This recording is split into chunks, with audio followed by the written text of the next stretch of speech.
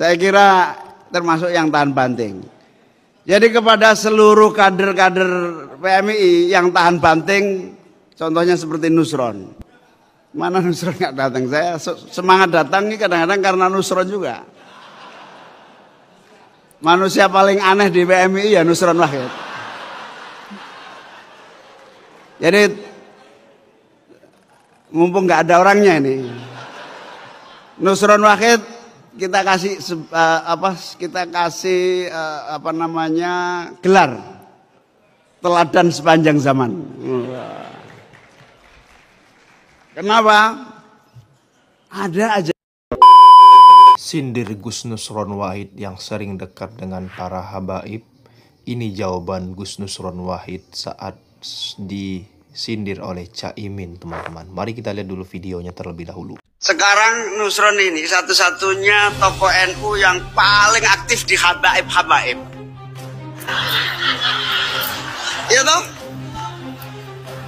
Wong Pak Prabowo saja ragu pada habaib. Nusron itu habaib.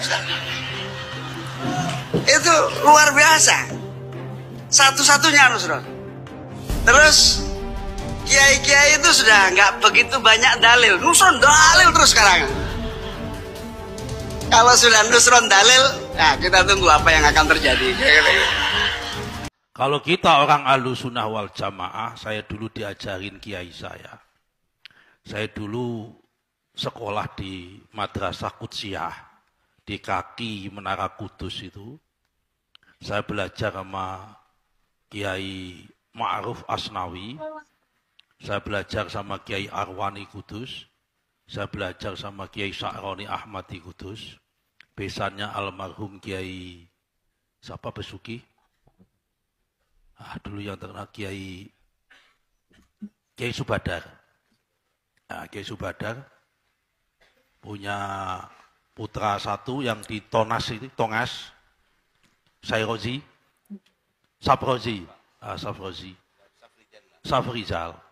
Kiai Safrizal itu jadi menantunya Kiai Sa'roni Ahmadi, guru saya. Sa'roni Ahmadi, Kiai Sa'roni Ahmadi, Al-Hafidh, ahli Quran. Minimal orang Ahlussunnah wal Jamaah, orang NU, minimal harus memegang minimal 5 sanad. Minimal. Sanad pertama harus orang Ahlussunnah wal Jamaah percaya adanya sanad dam, darah, yang musalsal sampai Rasulullah. Dan salah satu sanad dam yang musalsal sampai Rasulullah itu adalah habaib. Karena itu kalau santri-santri di Kudus, santri-santri Qudsiyah, santri-santri TBS, itu diwajibkan memang untuk menghormati dan hubbul habaib dan dzurriyyatur Rasul sallallahu alaihi wasallam. Jadi gak usah aneh-aneh, gak usah terpengaruh YouTube yang aneh-aneh, begitu gak penting itu.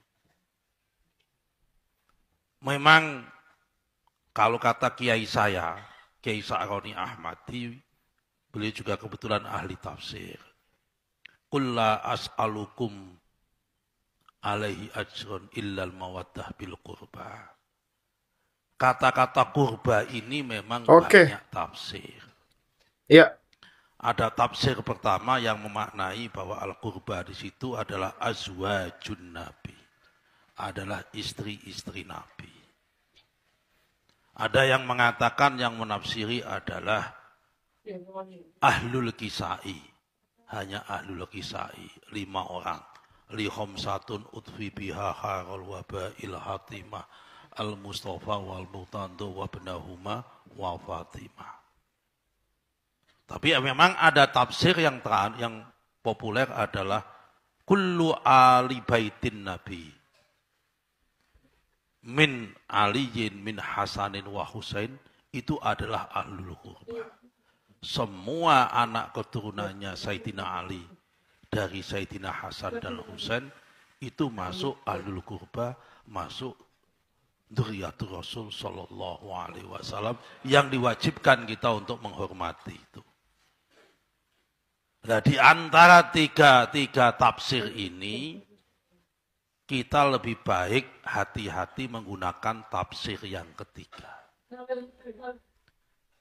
Kalau kita menggunakan tafsir yang pertama ataupun yang kedua, ya kalau yang betul yang ketiga, rugi kita nggak menghormati. Tapi kalau kita menggunakan tafsir yang ketiga, kalau toh kemudian ternyata yang benar adalah yang kedua ataupun yang ke satu, nggak ada ruginya. Karena kalau kita menggunakan tafsir kita menghormati semua habaib, pasti kita menghormati ahlul kisai, pasti kita menghormati azwajun nabi. Sehingga kita aman. Dan ini memang jumhurul ulama juga seperti itu. Ini tafsir dam. Nomor 2 adalah tafsir ilmu. Tafsir ilmu. Ya, kitab ini ilmu. Belajar kitab Riyadhus Shalihin dari Habib Taufik. Habib Taufik dari gurunya. Dari gurunya sampai kepada mu'alif. Mu'alifnya sampai kepada Rasulullah Sallallahu Alaihi Wasallam. Yang nomor 3, tafsir Quran. Al-Quran, sanad Quran. Man laisah syekh bil Quran wa syekhuhu asyaiton. Terutama Fatihah. Oke. Kalau kata guru saya, Iya. Terutama Fatihah. Karena kalau sampai Fatihahnya tidak sah, itu kemudian sholatnya tidak sah. Makanya dulu orang tua-tua kita ketika menitipkan anaknya ke kiai untuk mondok, dulunya ada akad taukid. Cuma nggak tahu sekarang saya memondokkan anak saya, sudah nggak pakai akad taukid. Tapi dulu waktu bapak saya nitipkan, mondokkan saya kepada Kiai Arwani, itu pakai akad taukid.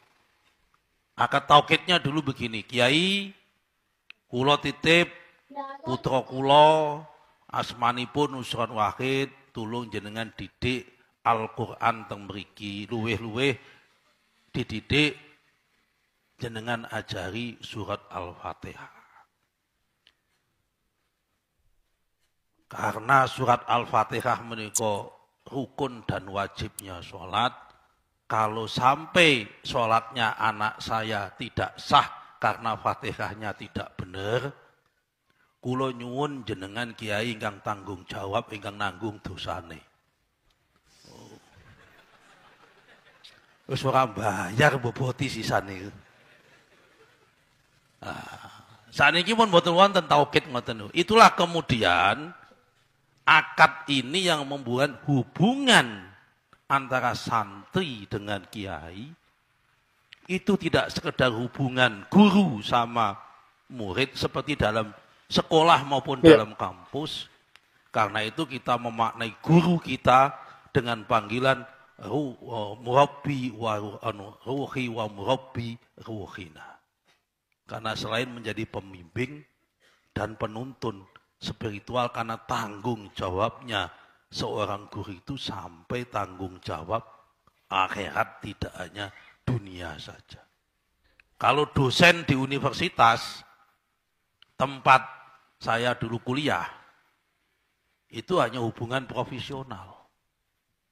Di kelas, mereka jadi guru dosen. Di luar, kadang-kadang kita dianggap teman, diajak main gaple bareng. Bahkan kemudian, dalam tanda petik, ada yang pacaran setelah itu.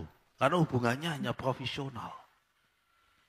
Tapi kalau hubungan di sini, guru sama murid, tidak lagi semata-mata hubungan profesional. Hubungannya adalah roh dan batin.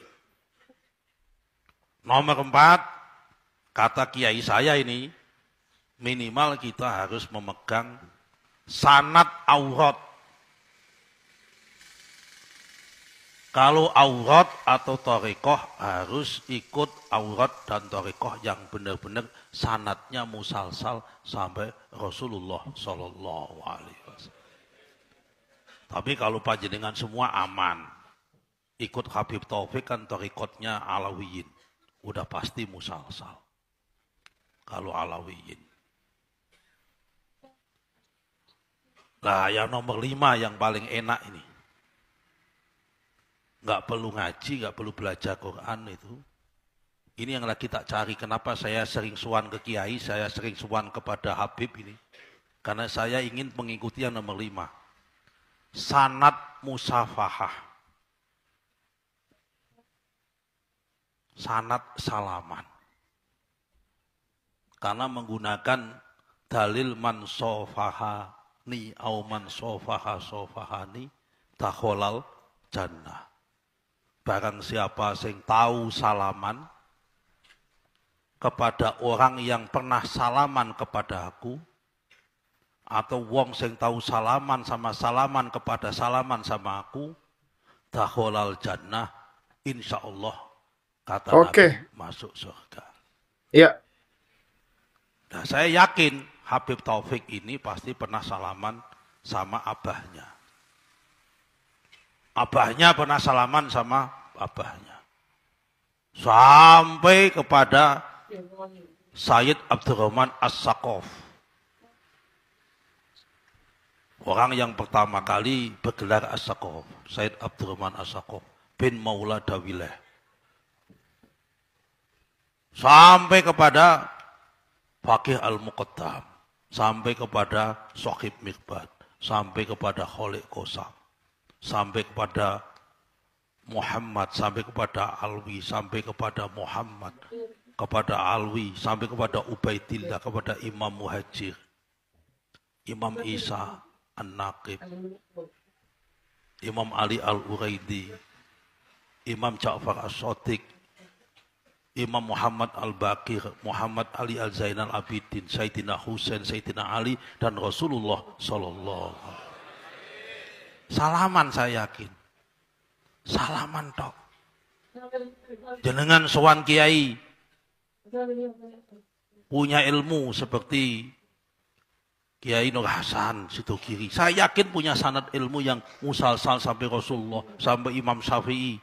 Imam Syafi'i terus sampai Sayyidina Abu Bakar, Sayyidina Ali, sampai kepada Rasulullah. Tapi bukan berarti kemudian nah, jenengan kan masih santri-santri memang harus pakai sanad ilmu gitu. Nah, kalau ini saya kan pejabat sibuk. Jadi ya jalan thariqah saya untuk masuk surga ya memang cukup dengan sanad musafahah. Karena saya sanad dam nggak mungkin saya orang ahwal, saya orang anak wong Jawa wawo ini. Tidak punya sanad sampai Rasulullah. Sanad ilmu sudah nggak ada waktu karena hidupnya udah penuh dengan kegiatan. Sanad wiridan, wong hampir semua wiridan thariqah itu kalau nggak habis maghrib, habis subuh. Habis maghrib meeting terus rapat. Satu-satunya yang menyelamatkan saya itu Bib hanya tinggal sanad musafahah Bib aku ini Bib. Karena itu Bib jenengan Bib. Kalau saya repotin, saya pingin salaman sama panjenengan terus tuh ya mohon dimaklumi Beb itu Beb. Ya, terlihat jelas kecerdasan Menteri ATR BPN Nusron Wahid teman-teman semua mengenai sindiran Caimin terhadap dirinya. Luar biasa, sangat-sangat luar biasa jawaban dari Caimin. Jawaban dari Gus Nusron Wahid. Sekian video kali ini. Terima kasih. Assalamualaikum.